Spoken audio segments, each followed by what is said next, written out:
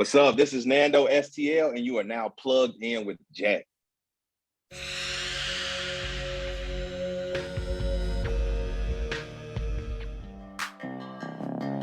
Yo, what's good? It's your homeboy T-Pain. Right now, at this very exact moment, you plugged in with Jay. Plugged in with Jay right now. This is Jay O'Neill. Turn up. My boy Jay Perry. You're listening to my boy, Jay the Plug. My boy, Jay the Plug. You're listening to my boy, Jay the Plug. You're listening to my boy, Jay the Plug. You're listening to my boy, Jay the Plug. Jay the Plug. You got many winners from many moves. You're listening to my boy, Jay the Plug. Get plugged up, everybody. Ladies and gentlemen, welcome again to another episode of Plugged In with Jay. I know you normally see me talking about football, fantasy football, all that stuff, but as y'all know, I love music. I am a huge rap fan, hip hop, R&B, old school country, everything you can think of. I've got a very special guest with me today, music artist NandoSTL. This is a big time special one for me, guys. I can't wait for y'all to get to know him in this interview. Nando, how we doing, man? Man, I'm doing amazing. Love to hear it, man. Love to hear it. I wanted to ask you a question too. Like we were just talking a little bit. Where did NandoSTL come from? I know you're from St. Louis. Is Nando your name? Is it? Yeah, my first name is Fernando. Fernando. Oh, well, there you go. Yeah, so everybody calls me Nando. So my first project, I was going by Nando, but it was really hard for people to find my music. They would type in Nando and then a bunch of Hispanics would come up. Right. So we had to do something else to get me to pop up to the top. So we just added the STL at the end. There you go. Okay. That's easy enough, man. Easy enough. Probably. Yeah. I'm giving you softball questions right now. For sure. Man. So, being from St. Louis, that's where the STL comes from. Heard it's a pretty tough spot to grow up, man. Take us through what it was like growing up, NandoSTL. Yeah. So yeah, it can be. I think the biggest thing about growing up in St. Louis is that there are so many different neighborhoods. You know what I mean? So it's like usually I moved and went to college in North Carolina, and it was like one area that was like considered the bad part of like the ghetto area. But here, there's a ghetto on the north, the south, the east, and the west. You know what I mean? So one street, it could be mansions, and the very next street is just demolished. I got you know what I mean? So you got to really just kind of know where you at. But as far as me growing up, man, I love St. Louis to death. You know, I didn't appreciate it as much until I left and came back. But when I came back, I like realized how much the city had to offer. I grew up with my grandmother and my dad and my grandfather. They kind of like worked together, raised me there, put it all together. And now we're here. All right. So you're in St. Louis right now? I am. At work. I'm on break. Oh, is that right? Oh, man. Oh, yeah. Okay, well, appreciate you. Never stop grinding. Appreciate you spending your time with it. So on the side, besides music, I've got some friends who are trying their hands in music and everything, and they do Uber and everything. Do you have a side hustle, anything besides music? Yeah. So I am actually a financial advisor. So come on. Yep, that's what I do. So I worked at Wells Fargo for like 4 years, and I just moved over to Fidelity Investments. But I work in the financial industry. That's what's up, man. Good for you. That's what you went to. Is that what you went to school for? I got a degree in mathematics. My bachelor's is in mathematics.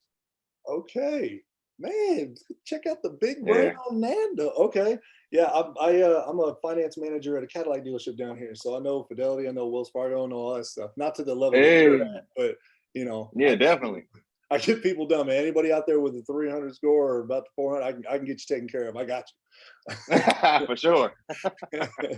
Okay, so I've listened to your EPs, everything that you've released has been fire. I know it seems weird, a guy my age saying the word fire, but straight fire, man. And we're going to get into something that you've got coming up here very soon, shortly. But what was your introduction to music? Yeah, I'm a drummer. So I play drums. I'm probably a better drummer than I am a rapper. I grew up in the church, going to church with my grandmother. And that was like my first introduction to like music. I wasn't really into like the speaking, but I love the music part. So I used to sit over there next to them. And by the time I was about 4, I was playing drums there. So ever since then, that's it. I started rapping about 3 years ago, though, 3.5 years ago. 3.5 years ago? Yep. Bro, and you're this good? Man, I didn't know I was that good. I know that shit is crazy. Yeah, I didn't know I was that good. So you started in church. Like you started off in church, as you were saying, you were playing the drums. What brought you to rap music? Was there something that just you heard and it just clicked and you're like, man, I got to do this? So I made beats and stuff like that in high school, like tinkered around with it, but I never really took it seriously. I graduated. I'm not sure if you're familiar with an artist named Smino, but oh yeah. So me and Smino were in band together. We went to high school, graduated together. You know what I mean?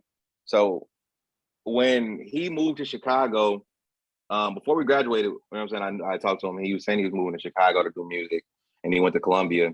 And then it started like kind of popping off, and I really started diving into his discovery. You know what I mean? Okay. And I was chopping it up with him, and he did an interview, and he was basically just like that he moved to Chicago, and people like embraced him. It's a whole different culture, and sometimes he wonders if he would have stayed in St. Louis, would it have panned out, you know? Sure. And that made me just want to be like, I wonder. So I tried it. I think the answer is yeah. It probably still would have panned out, G, because it's panning out. You know what I'm saying? Yeah. That's what's up, dude. I like that. That's a good stuff. Yeah. But that's really how it happened. Okay. So you start off with Smino. That's pretty cool, man. Yeah, I actually know who Yeah. you're speaking of whenever you mention his name. Yeah. So did you have any specific influences whenever you realized that was something you wanted to do? Was there anybody that you were bumping in the speakers or anything whenever you're listening to rap that you were like, you know what, I could probably do this better? Yeah. Well, I don't know about better, but DMX is like my favorite rapper of all time. You know what I mean? I take a lot of influence from him, from album covers to even musically. You know what I mean? I use the word dog a whole lot in almost every song. I gotta say it at least once. And it's kind of like me paying homage to him. You know what I mean? When he died, I dropped a record just because of that. Crazy thing about when he passed away, I was booked to perform with him. That was gonna be my first time ever meeting him. Yeah. So they hit me up in St. Louis, and a promoter was like, hey, I love your music. You know what I mean? DMX is gonna be in Indiana next month.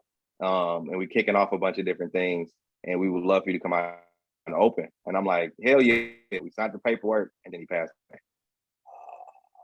That shit sucked.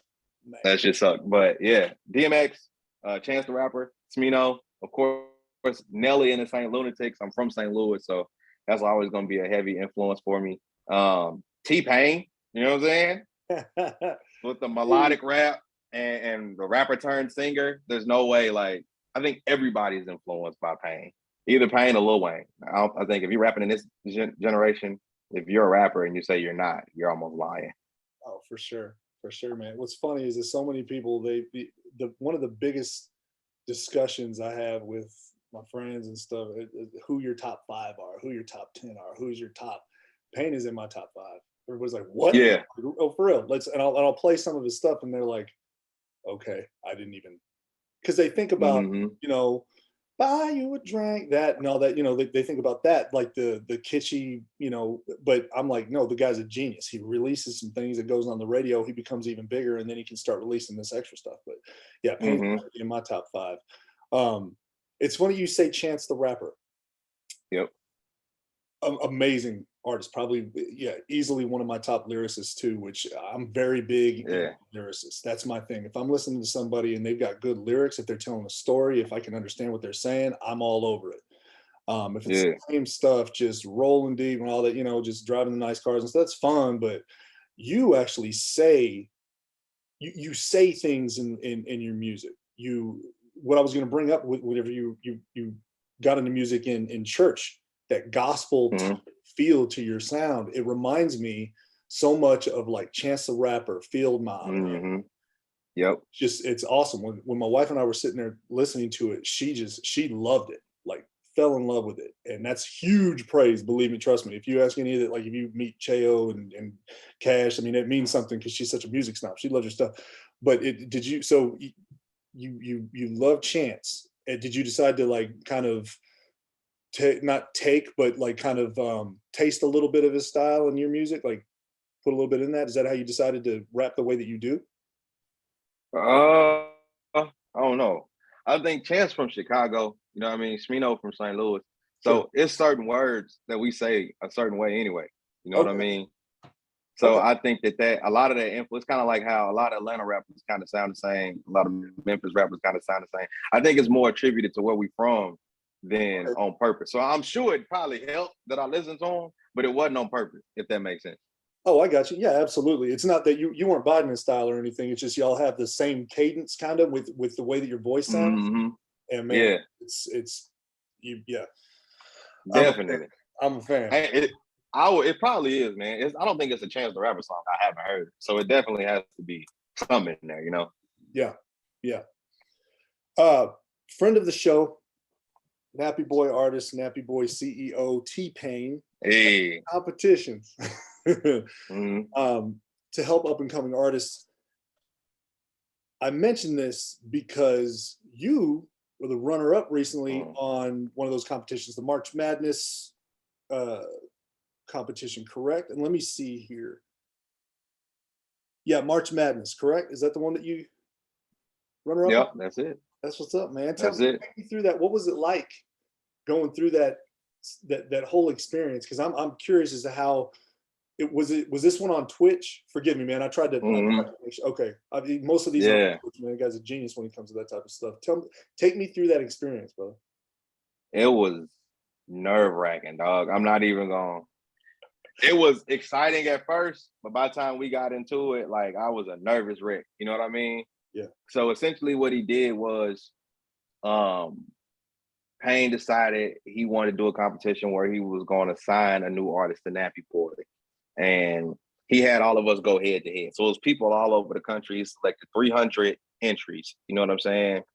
And then we all had to go head to head every week. And we fought our way down to the top 16. Then the top 16 went head to head to the top 8, top 4, then down to the top 2. And then it was me and then another artist. Shout out to Y.O.T.A. Went down to the final 2 people. Oh. Yeah. Yeah,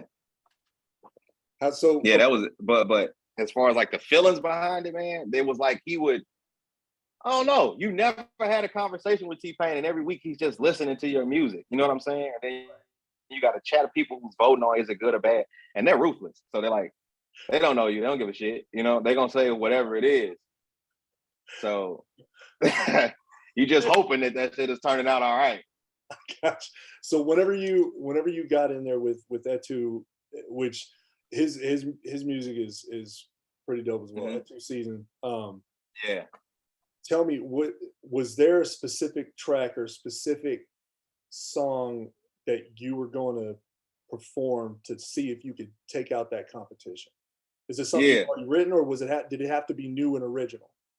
No. So it didn't have to be new or original, but I already kind of had my plan together. You know what I mean? We were strategizing over here from the get. We had mock brackets to see exactly where I would be at, who I would be going up against, and it's crazy how it would fall exactly how we guessed every time. You know what I mean? Yeah. And so when we got to Y.O.T.A makes wonderful vibey music. You know what I mean? And we knew he was gonna like make people feel good and like make you feel like you're on the beach. You know what I mean? Yeah. And so to counteract that, I was like, all right, I could try to out-vibe him, which is what I did previously. They put me up against a rapper. So I'm like, I'm going to out-rap him. They put me up against a melodic person. I said, I'm going to make a song that's more fun than theirs. And it was working. But this time I was like, there's no way. You know what I mean? Right. There's no way I'm going to do that. So what we did was I sent a song called Testimony. And my plan was to make it, to show a more serious side to the music, to how important this competition is to us, like life changing. This is not, there's nothing fun about it. You know what I mean? If we lose, we go back to the hood. Like that's just kind of what it is. Okay. And so I wanted to show no matter what they were putting me through, here I am. So I wrote Testimony, went to Chicago, shout out Classic Studios in Darwin, and we recorded that and we sent that joint in. We almost had it. He snuck out by the hair of his chinny chin chin. But you know what I mean? Shout out to him. All right, man. I love it. So, down to what you have coming. Yeah. August 12th, Y.O.T.A, Year of the Ape. Yes, sir. You have, I can't say outdone yourself. You've outdone a lot of people, bro. Like you sent me that album, and I'm very honest when it comes to. I'm not one of those guys who's just like, man, that's trash. I'll just be like, you know, it wasn't for me. I've got to say, man, from Grandma Mm-hmm. to the track with you, Cash and Pain, Mm-hmm. I can listen to it all the way through. What you sent me didn't Thank have you. any breaks, totally fine. It goes all the way through. And then what I do is when it's over, I scroll back, play again. It's probably one of the, you know, I'm just gonna go ahead and say it, man, not to jinx anything, but that's probably one of the better rap albums I've heard. And I'm old. Wow. I've heard a lot. Wow. I've heard a lot. Thank you, man. Thank you. Hey, I wouldn't say it if I didn't mean it, man. It's from the heart. It's not just because you're a guest. It's not because we're friends with the same people. It's not because you and I are friends now. It's Yeah. Thank you. Tell me, take me through. I mean, just even with all other music. I mean, what's your process? Like, what is it that I mean? Because you do beats and everything. Did you produce all the music on there as well? Not all of it. Some of it. You know what I mean? So I had to outsource because the one thing about producing is if you produce the whole thing, you start to develop a sound, and some of your shit just starts to sound the same. You know what I mean? Yeah. And I didn't want it to sound the same. I wanted to feel more like a sampler platter. Like I know I'm brand new. Like when you go to a restaurant, you order the platter with the wings and the celery sticks and you know what I mean, the egg rolls and shit. So that way, just in case you don't like one thing, you can fuck with something else. And that's kind of what I wanted this album to be. If you fuck with all of it, dope. But if not, eat the wings. You know what I'm saying? Yeah, I guess that's great, bro. Yeah, so that's where I was at with it. So tell me, when you're making this album, what would besides wanting to be a smorgasbord, for lack of a better word, or a plethora of vibes on it, what was it that made you decide this is like when you put together an album? What made you decide this is how I want it to be? And also, whenever after that side, like what brought up Year of the Ape? Like I love that album. Yeah, it's when I read that I was like Yoda. I was like Yoda, like Star Wars. But then I saw the T. Yeah. And then it's in Y.O.T.A, Year of the Ape. Where did that name? Yeah. So in my hometown, I know everybody's a popular rapper at home, but I'm a pretty popular rapper at home. So they call me the gorilla. I'm about 5'9", and I got a really big like upper body, but legs not so much. So they call me, that's just like a nickname. And I got like a gorilla tattooed on my chest. So everybody else, that's where the ape part came from. You know what I mean? When we seen everything that was happening at the end of last year, I like lost a job. I just was going through shit, you know what I mean? But music was like keeping me like focused. Sure. So the album, we got in the T-Pain competition, and the album just kind of happened. It tied together like a series of events of me like falling in and out of love, you know what I mean? Going through shit. And then it's so dope because at the end of it, I met T-Pain, and then the album ends with T-Pain. So it's literally like the story from the beginning to end. Love it. I love it. Yeah. Yeah, we were talking before this, and I'm a huge fan of like powerful animals and power and stuff. And whenever I saw some of your videos, and so I was like, dude, this guy's kind of yoked, bro. Like he's yeah. Man, so being in STL, you were saying Nelly and the Saint Lunatics and stuff, Midwest slang, and Murphy Lee, man, Murphy Lee. I just wanted to make like Murphy Lee is probably somebody that I really fuck with from STL. Like that dude is lyrically gifted.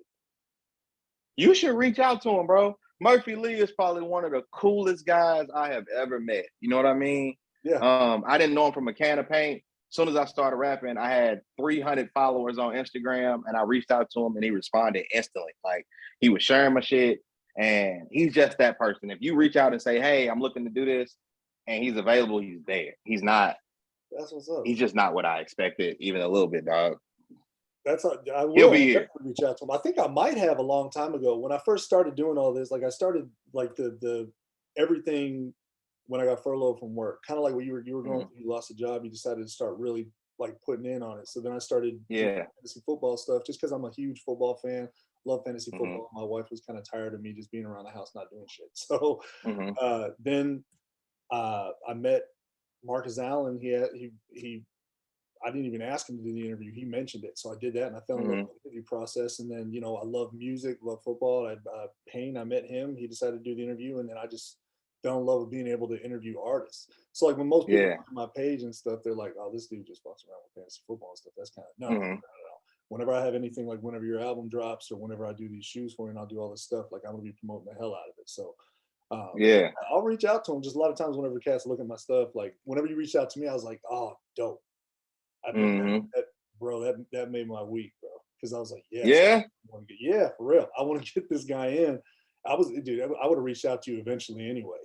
But whenever we linked up, I was real excited to do this because I've checking out your videos, your music and everything. It's obvious you're a real stand-up dude, man. Like I'm real excited for your new album to come out. Real excited for you. Extremely excited for you. Like this is just tip of the iceberg for you, partner.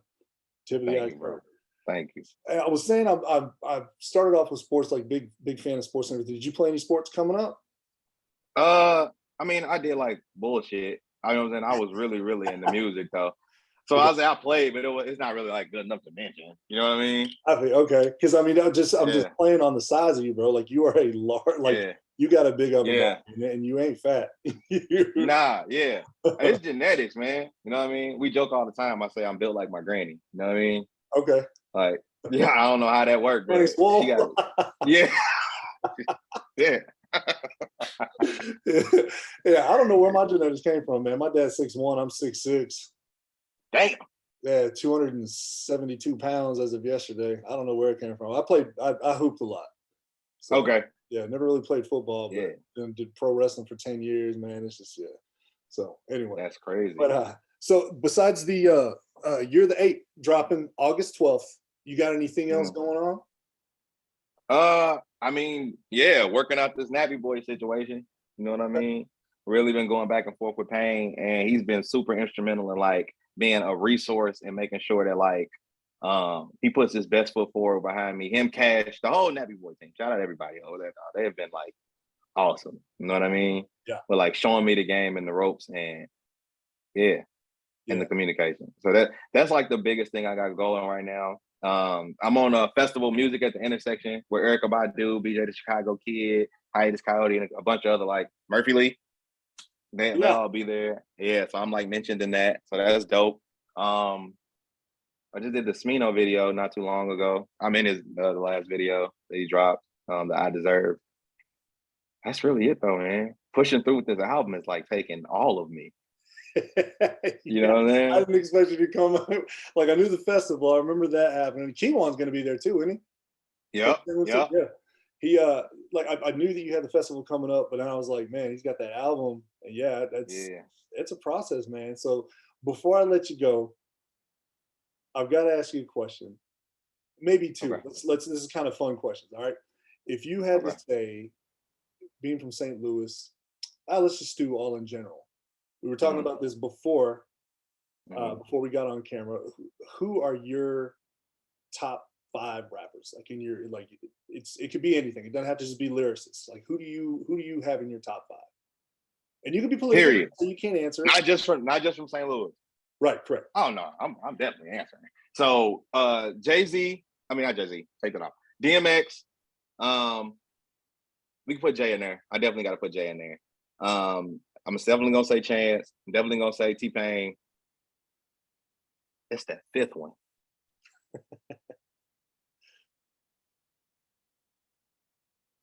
Dead or alive? Oh, I'm tripping. The 5th one, you got to give me 6 because 2 of them are tied. Okay, that's fine. You got to give me 6. 2 of them are tied. CeeLo Green and or Wyclef Jean. So I'm not sure how you want to put that in there, but that's definitely my final spot. Dude, that is a very good list. I'm telling you right now, I don't know if I've heard CeeLo or Wyclef on anybody's list. What? I haven't, but and I'm not saying that they shouldn't be there, but like you, damn, like because I have a list, like whenever you talk about a list and who's on your top 5 or top 10 or whatever, Yeah. there's always somebody you leave out. Yeah. Now you've got me rethinking a lot of shit. Yeah, facts, man. Yeah. Like the unorthodox flows and the harmonies, like Yeah, that shit is unmatched. yeah, man. Wyclef, man, he was a pioneer, man. The way that he was doing things, Bubble Goose and all that. What? Yeah, dude, that's yeah. What? Um, Yeah, man. Recently, speaking of people's favorite rappers, Mhm. and we can edit this out if you want to. No, I'm good. Let's do it. Recently, our boy T-Pain was in the media, you already know, saying that Tupac would get bodied lyrically nowadays. Before you answer, I've got to say I agree. Mhm. I might be blasphemous. People might stop following me, and everybody out there that watches this, everybody out there that knows me, I don't do this shit for the followers, so fuck off. Yeah. But that is huge right now. Like that is big, big, big, big time, man. What are your opinions on that? I agree. But I think people are trying to make something out of fucking nothing. Like what he's saying is how it's supposed to work. You know what I mean? If the iPhone 12 wasn't better than the iPhone 1, everybody would be mad. You know what I mean?